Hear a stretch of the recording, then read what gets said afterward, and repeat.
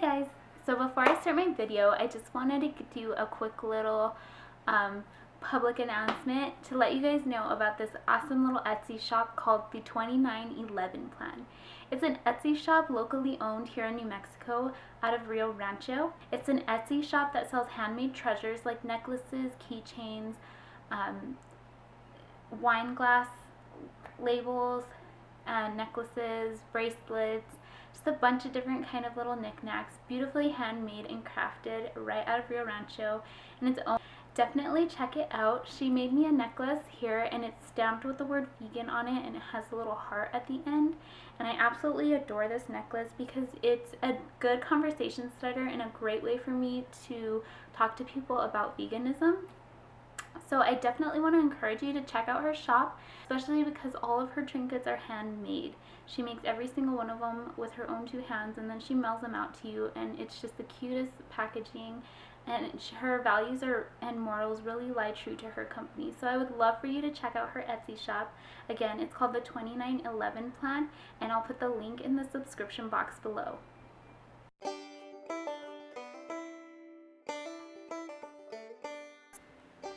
Guys, so I just wanted to take some time out of my day to make a video real quick, just talking about how I went from having 2 epidural labors to going to my last labor with no medicine at all, doing it 100% natural.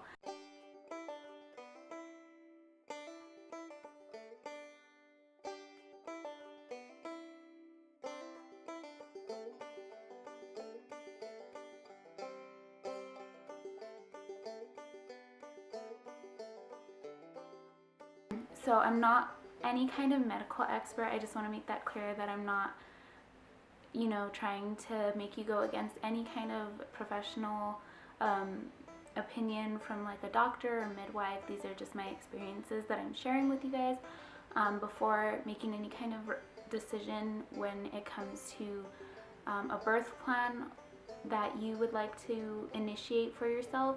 Definitely talk to your doctor or your midwife.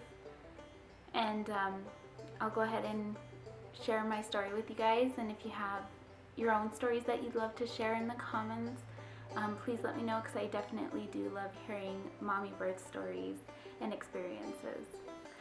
So for my last child, my labor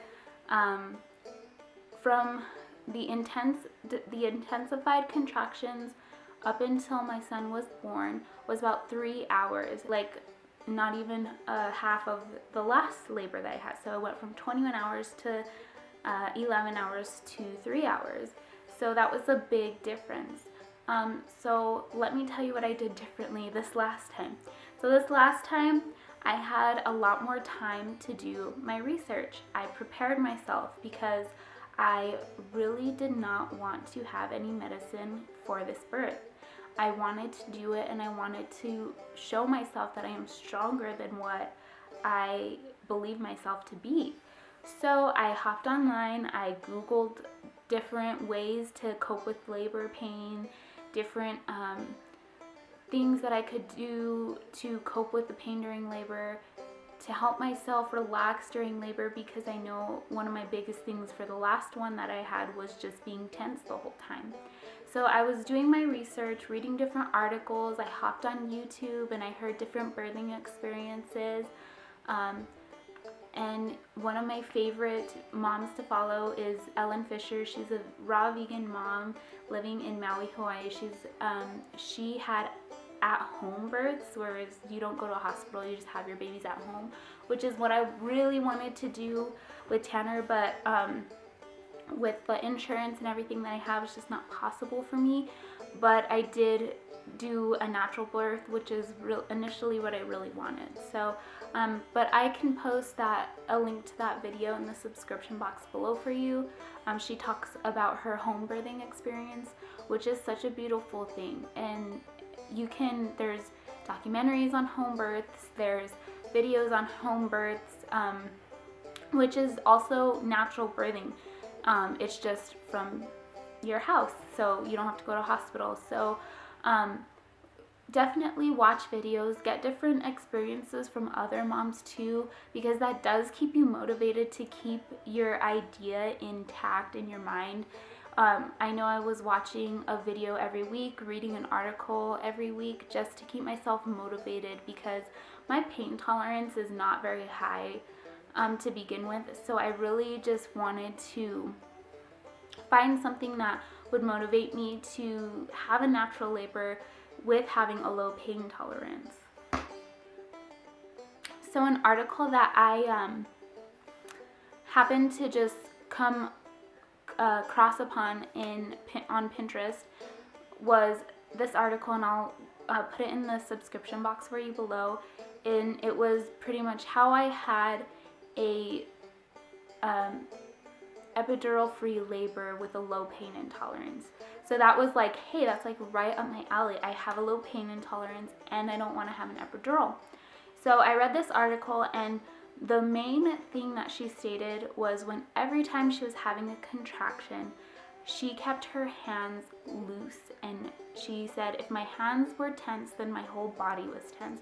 So she focused on her hands and she kept them loose. For my labor, I focused on my hands. What were my hands doing? Were they tense or were they relaxed and loose? So I was focused so much on my hands. I wasn't focusing so much on the pain. It was more like, are my hands relaxed? Because if my hands were relaxed, then I knew that my body was relaxed. And that really helped me through the whole birthing experience, was because I knew that if my hands tensed up, my body was tense. So that's probably my first little tidbit for those of you who want to have a natural labor. Focus on your hands. When you're having a contractions, don't focus on the contraction itself. Focus on what your hands are doing. Are your hands loose? Are they loose enough so you can move them around? Are you focusing on what your hands are doing? That's probably number one in the natural birthing tip that I can give you.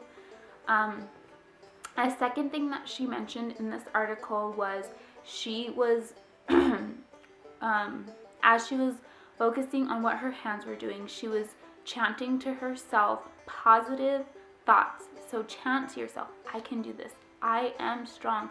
Maybe not when you're having a contraction necessarily, because it is painful.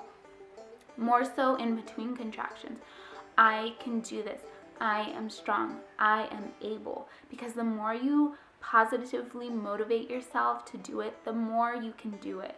I've noticed in my last labors, I was chanting in between contractions, I can't do this, it hurts, I can't do this. And that was making me feel more and more deteriorated and more exhausted. And this time around, I was saying, I am strong, I can do this. And it was helping me so much to stay motivated through the labor. So a third thing she mentions in the article is she was taking these low, deep, kind of very deep, like rolling sounds of your voice. And the best way that I can describe it to people is just like I was moaning and groaning with these deep Chewbacca noises. And I know that sounds really funny to say, but when I was having my contractions, when I was saying, like, because you say, oh, well, you say, oh, so deep that it sounds like you're a Wookiee from Star Wars. And honestly, that helps so much. Like, I had my face planted down, I was relaxing my hands, and I was saying, oh, but it was so much deeper than how I'm saying it now. It didn't sound like me at all. And my mom can vouch for that, because when she was trying to find me, she heard me from the other side of the door, and she didn't think that I was in that room because it did not sound like me. But I was making these deep oh sounds, and they were very helpful in just getting it over and done with. Kind of just helping me get through the contraction without being tense, without screaming, without making any other noises. Just breathe in and let it out with a deep O sound. So that's probably number 3 that she mentions in the article. She didn't mention this in the article, but I'm going to mention it myself. Number 4 for me was movement. So instead of just laying in the hospital bed taking the pain, I was moving as much as I was able to. I was connected to machines because when I was having a few contractions when I first got there, my baby's heart rate was slowing down when I was contracting, so they were afraid that the umbilical cord was wrapped around his neck. So they had to monitor me and the baby very closely to make sure that his heartbeat did not slow down when I was contracting. So I was connected to machines, so I couldn't walk around, but I could move on the medicine ball, and I did. I was just bouncing back and forth on the medicine ball when I wasn't contracting, just bouncing back and forth. And when I would contract, I would put my face down, relax my hands, focus on my hands, making my O sounds, and just face planted on my bed and just moving back and forth. And in between the movement, my husband would rub the bottom of my back, and that helped so much. And I told him, as I was moving, he would rub my back in between the contractions, and he was so motivational too. He would say, "You can do this, you're doing so great," and he was so super helpful. So that's probably another thing. What's that? Number 5, have a good support system. It does not have to be your husband or your boyfriend or your significant other. It can be your mom, your best friend. I know when my brother and his fiance were having my nephew, I was in there and I was doing the best I could to help support my sister-in-law the best I could. So it doesn't always have to be your husband, it doesn't always have to be your boyfriend or your significant other. It can be someone else. But I definitely do want to encourage you to have a good support system, someone who's going to encourage you and listen to you. You have to have good communication when you're in labor, because if your husband's running around frantically not knowing what to do, it kind of agitates you a little bit. Because I know when my husband and I had our first son, he was like, "Well, what do I do? Do you want me to do this? Do you want me to do that?" And it was more agitating to me than it was helpful. So definitely communicate with your partner what you want from them before you go into labor, because it helps them a lot and it helps you as well. I told my partner when we were going into our room, I said, "If I need something from you, I will let you know. Don't ask me." And it was a clear form of communication. He did not bother me, and if I needed something, I would ask him. And so I definitely think that's another thing. Just make sure you have clear communication with your significant other or whoever's going to be in the room with you. This is what I want, and I want it this way for a reason. The last thing that me and my husband had with our labor experience was it was just him and me in the room. No, I'm not saying this works for everyone. Everyone is different. Everyone has their preferences. The last 2 labors I had my significant others, their moms, their sisters, myself, and then my mom's in the room. So that's 5 people in a room, including a midwife and a nurse. Now, I'm not trying to say that it wasn't helpful to have them there, but it was overwhelming and just too much at that time. There was 5 people in the room, including a midwife and a nurse. Can you imagine all the chaos going on in the room at once? So it was, if I can suggest anything, if you don't like, I don't want to say if you don't like people, but if you are the type of person where you're okay just it being you and your partner, then I 100% recommend that to you, because for one, it's very intimate. It's so intimate to have your partner and you doing this together and having him help you every step of the way. And it's another thing, it's quieter because there's not people like, "Do you need anything? Do you need anything?" No, I don't need anything, just ugh. So in other words, if you want people there, that's up to you, but for me personally, it worked so much better when it was just me and my partner in the room, and that was it. He was so supportive this last time around.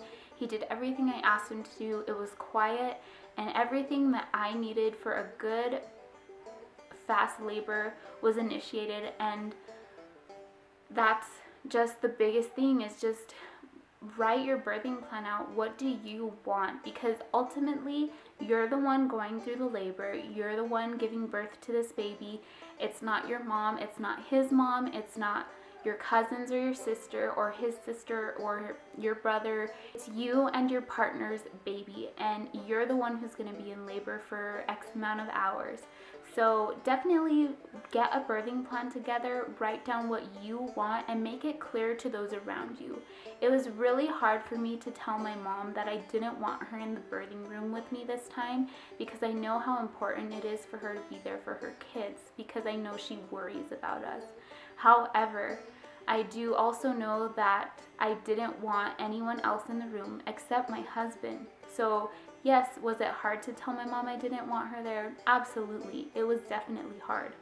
But at the end of the day, it was my birth and my labor, and I wanted just my husband and myself in the room when my son was born. So I just want to encourage you all, even if this is your first birth, your second birth, fourth, or even your first birth, I want to encourage you that you can absolutely have a natural birth.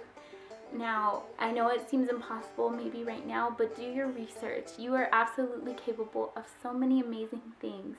Your body was created to give life.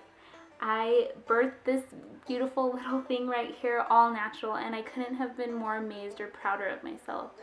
And I know he felt, he's smiling at me, I know he felt it too. So I just want to encourage you that yes, you can have a natural birth. Now again, I'm not any kind of professional. Do discuss these plans with your doctor. But just know that we have been created to give life. And our bodies were created to give birth naturally. Not with medicine, not with any kind of medical help. We have amazing bodies that can do amazing things. And I promise when it's all said and done, you're going to feel so amazing and so proud of yourself that you were able to give your baby the most natural way into this world. And I know that my husband was definitely proud of me too. It was such a beautiful experience for all of us this time around. There was no anger, there was no frustration, there was just 100% pure, beautiful birth. And I just want that for you as well. So I hope this video encouraged you. If you can, like the video and subscribe to my page. And if you also want to leave your birthing experiences, go ahead and comment them in the comment section below. And I hope you all have a wonderful week. Thank you.